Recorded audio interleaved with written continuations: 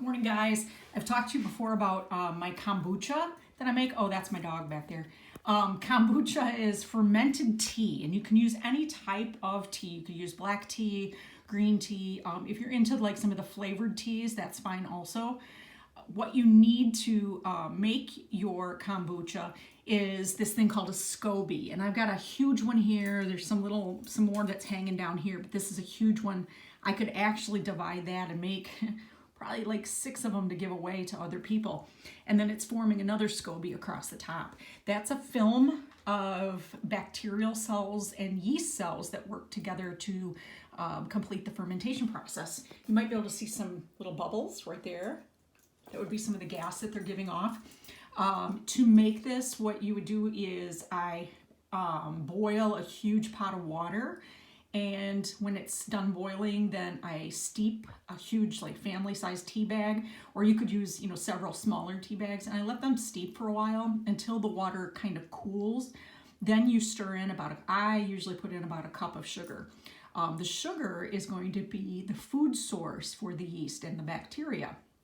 So you let it totally cool, and then you have to pour this into a very clean glass jug or pot or container. You really need to use glass and not metal, and definitely not plastic. And the thing, it needs to be very, very clean, and it couldn't have had a lot of soap on it recently. So if you have washed it, make sure you really rinse it well and let it air dry. So you would pour that substance, you pour your tea, your really steeped, very dark tea, strong, you pour that with its sugar into some kind of container. So I've used this container. I've also used this container, but I can't pour very much in that because it's not very big. So anyway, and then you also have to have this SCOBY. So someone has to give you a SCOBY. You can, I believe, buy them, but I didn't. I've been given a couple SCOBYs. So I definitely could split this into probably 6 new ones if anybody wanted one. This big, thick one I can split up. It's kind of got a solid texture. It feels kind of like skin, and that's because it actually has a cell wall, because these are yeast and bacterial cells. They have a cell wall that's made out of cellulose, kind of like a plant cell wall, and that's going to give it some structure. So anyway, then you put this in there, and it has to get plenty of air. So I leave a big space because it will be giving off gas, and it has to be kind of protected on the top, and you have to allow air to get in there. And then you just put it over on the counter. You're not supposed to put it in the dark. You're not supposed to put it in the sunlight. I just put it to the back of the counter.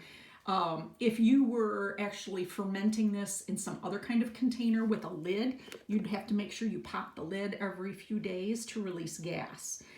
With having this is a coffee filter. It's just a plain old coffee filter and a rubber band. And it seems to work really well.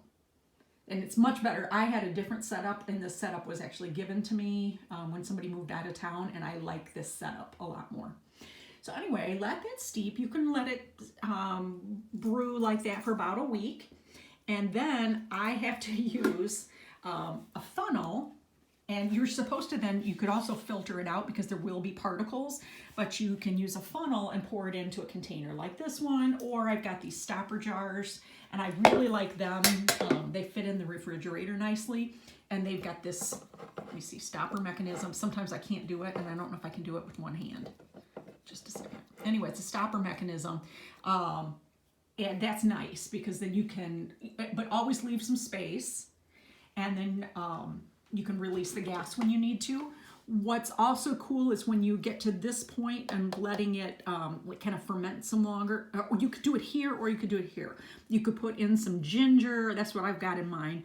Ginger, fruit.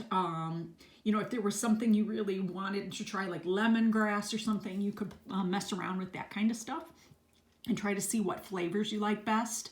I've used ginger, lime, and some like raspberries and blueberries. Ginger's my favorite, so I haven't really tried much else. Now with this setup, I have a humongous funnel that's way too big, so I would get a smaller funnel if I were you. And then I don't think I can do this one-handed. I'm just gonna try to set this up to show you, but I don't think I can do this. Let me see, can I show you how to do this? Maybe I can do this here. My luck is this thing is gonna tip over my TV tray and I'm gonna have kombucha everywhere. Well, what I have to do is be really careful because I don't want the SCOBY to float, to come out. Oh, it smells really good.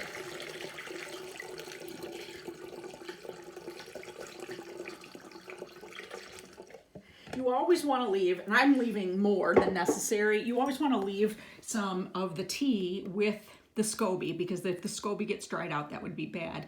I have stored them in a big Ziploc bag. I put the SCOBY and then some liquid, and I've stored them in a Ziploc bag in the refrigerator, like down in one of the drawers, and it's fine. It can, because it'll kind of be dormant for a while.